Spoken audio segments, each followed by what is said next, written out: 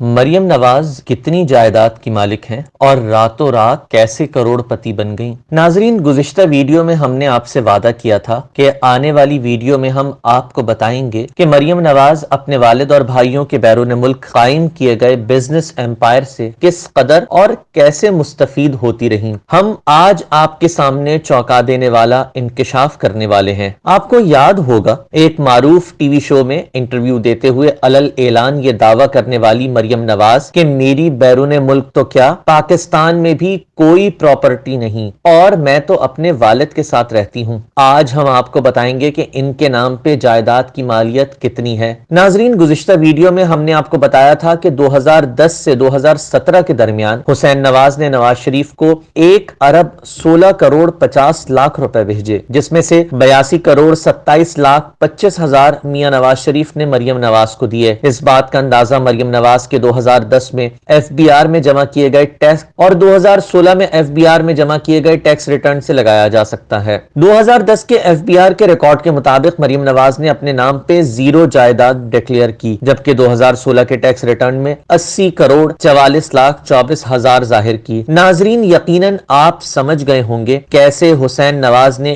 1 ارب 16 کروڑ 50 لاکھ میاں نواز شریف کو، نواز شریف نے 82 کروڑ 27 لاکھ 25 ہزار مریم نواز کو، اور مریم نواز نے اس 82 کروڑ کی رقم میں 80 کروڑ کی اپنے نام پر جائیداد خریدی۔ اس سے ثابت ہوتا ہے کہ کاروبار کی یہ سلطنت خاندان کے تمام افراد تک پھیلی ہوئی تھی۔